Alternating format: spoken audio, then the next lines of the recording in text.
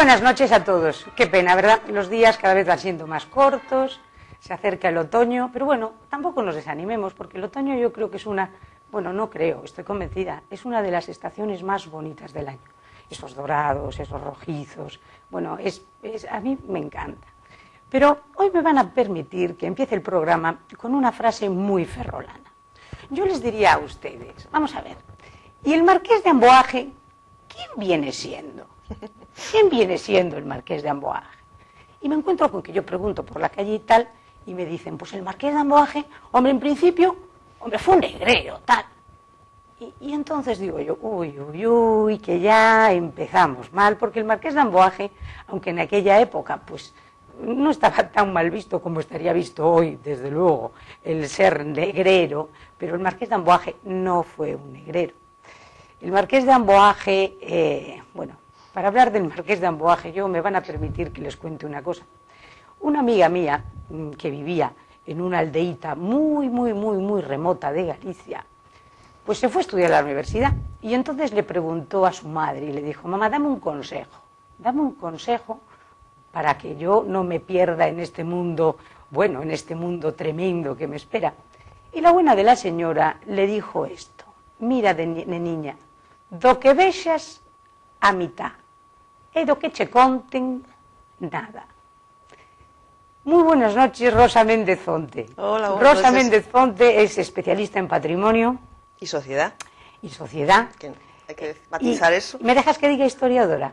Sí, puedes decirlo, pero no exactamente. Especialista en patrimonio y, si acaso, historia del patrimonio. Historia del patrimonio, y estuviste mucho tiempo, 4 años, me parece, en Oporto, ¿verdad? 2 años en la Universidad de Oporto. 2 años en la Universidad de Oporto. Estudiando el casco histórico de Oporto y su relación con patrimonio de la humanidad. Y al final lo declararon patrimonio. Sí.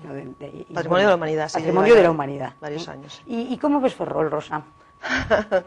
Como siempre. ¿Cómo lo ves? Como siempre, con ligeras variaciones, pero con muchísimo potencial y con muchísimo trabajo y con muchísimas cosas por hacer y con muchísimas ganas de llenarlo con mucha más gente. O sea, ¿lo ves lleno de ilusión? Sí.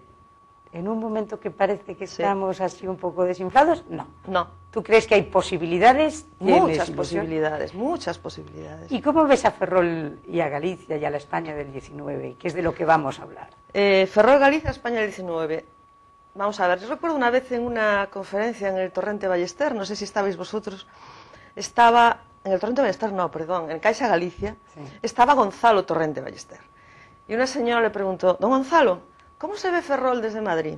Y él, que era bastante borde, por cierto, todo hay que decirlo, dijo, señora, desde Madrid Ferrol no se ve. Entonces, el Ferrol del 19, pues dentro de la historia del patrimonio, no se ve, realmente no se ve. La historia del patrimonio en Galicia y en España pues está localizada en otros lugares. En ese momento, hasta 1940, que es el tiempo que yo estuve estudiando, esos 100 años, Ferrol no tenía ningún monumento nacional. Es decir, tenía edificios singulares, ahí están, ¿no? Pero que en aquel momento no estaban considerados con valor patrimonial. Pero bueno, eso sería otra historia. Tendría que contarte qué se consideraba valor patrimonial en ese momento, entonces, que no tiene nada que ver con lo que tenemos ahora. Y Juan Burgoa. Juan Burgoa, muy buenas noches, Juan. Buenas noches. Y muchas gracias por estar aquí. Y Juan acaba de escribir un libro que está a punto de presentarse, ¿verdad?, en sociedad. Sí, bueno. Un segundo libro, ¿no? Ya con relación al Marqués de Amboaje. Bueno, lo que hice fue una aproximación en Coruña sobre el trabajo, pero realmente el libro es este.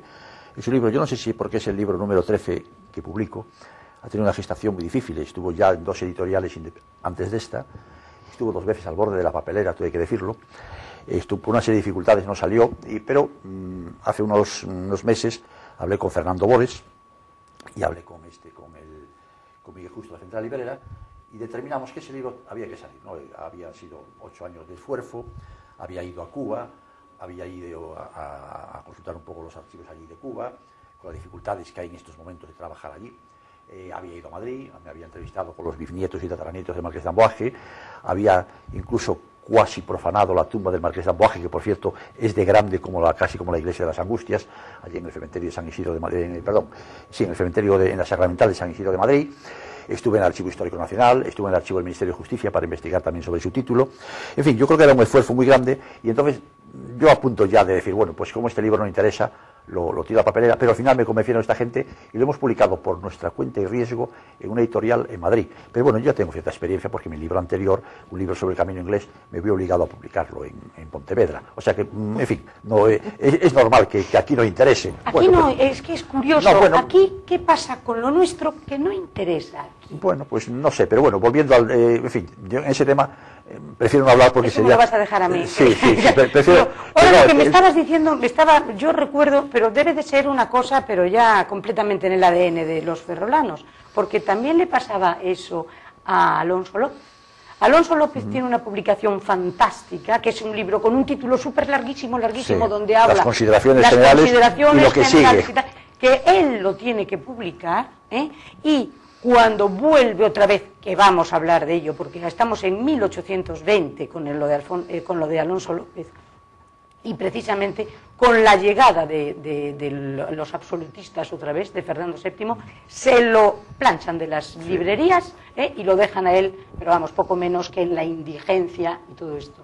O sea que tampoco en aquel entonces... Sí, bueno, había, y Díaz ¿no? de Robles Es y Ferrer de curioso. Couto, hay muchas historias de escritores ferrolanos que publicaban fuera. Bueno, pues por una serie de razones que tampoco, bueno, pues no lo sé exactamente. Bueno, pero ahora cuéntanos del Marqués de Amboaje, de don Ramón, que estaba hoy precisamente Sí, de santo, hoy está ¿verdad? de santo. El Marqués de Amboaje y su figura. Vamos a ver, el Marqués de Amboaje, en primer lugar, dinos ya de entrada si era o no era negrero, porque No. eso yo creo que tiene todo el mundo No en era- así no que era después negrero. de ahí seguimos Vamos a hablando. ver, la familia Marqués de Amboaje, que luego si queréis hablamos de ello, Sí. y también Rosa sabe de ese tema, los inmigrantes que vino mucha gente de Cataluña, aprovechando el siglo XVIII y el XIX. Esto es la familia Pla, después hubo otros Pla, también Pla y Cancela, Pla y Fige, vino de Cataluña, de Vilanova y la Geltrú. Vino aquí el padre y el abuelo como vinateros, como traficantes en vino, aquí a O sea, Ferrol. ellos no tenían antecedentes No, de en nobleza absoluto. ni de aristocracia. No, Era gente eran vinateros del común, por decirlo de del alguna común, manera. sí, O sea que, bien. entonces vinieron aquí y aquí desarrollaron su negocio, se casó él aquí con una persona que procedía de las Rías Bajas y entonces tuvieron seis o siete hijos, de los cuales 4 y una hija, e incluso la madre de Ramón, Sí, sí. emigraron a América por diferentes razones, por no hacer el servicio militar, por una serie de razones, por las necesidades propias de llevar a cabo, de poder vivir y tal, ¿no? Entonces, sí es cierto que un hermano, José, el mayor de ellos, sí tuvo lo que se llamaba en aquella época un ingenio, que era un negocio en Puerto Padre, un lugar allí muy cerca de La Habana, que era un negocio de café, o sea, es decir, que allí se cultivaba y se manufacturaba el café, y eso ahí empleaban esclavos, y él compraba esclavos. O sea, Bueno, fue un hermano, tú pero- dices en tu libro pero Ramón no. una cita muy interesante, dices que en La Habana había 405, en Cuba habría 450.000 personas, ¿no? Sí, sí, sí. 150.000 personas que eran, como si dijéramos, que habían conseguido su libertad. Sí. Y más de 350.000 esclavos. Es Sí, decir, sí. que los esclavos en La Habana eran Sí, sí. prácticamente tanto como los... En todo el Caribe, todos los negocios que había en aquella época, especialmente el negocio del café, pero todos los demás también, pues surgían de esclavos, esclavos cogidos en África, en el África Occidental. Empezaron primero los ingleses y los portugueses, pero luego se unieron los españoles. Incluso todos sabemos que hay, ciertas fortunas de Coruña, empezando por los barriles de la Maza, que pasa que está un poco tapado lo soltal, pero que fueron traficantes de esclavos. Era el tiempo aquel del... Perdonar que Sí. por Dios. No, era el tiempo aquel del que se llamaba el comercio triangular, ¿no? Salían Sí. los barcos cargados de España con Sí. mercancías, iban a África, cargaban... Porque la historia era que el barco nunca estuviera vacío, ¿no? De Claro, eso se trataba, es para hacer el negocio. negocio redondo, claro. Salían cargados de España, llegaban a África, los cambiaban por esclavos, Exactamente. hacía el troco, ¿no? Sí. Luego se iban a América, se vendían esos esclavos y vendían por aquí las mercancías de los Sí, señor. ultramarinos. Sí, señor. ¿no? Pues Ah, ahí viene la ultramarinos. palabra los ultramarinos. Ultramarinos. Sí, sí. Entonces Ahí está. ese era el comercio que funcionaba en ese... Sí, y que era de lo más normal. Era más O sea, normal, que sí. decir negrero ahora no, es decir, vamos, estaba un negrero muy peyorativo, Sí. pero en el momento es lo que se llamaba yo tenía un profesor que me daba historia antigua, bueno, Víctor Alonso,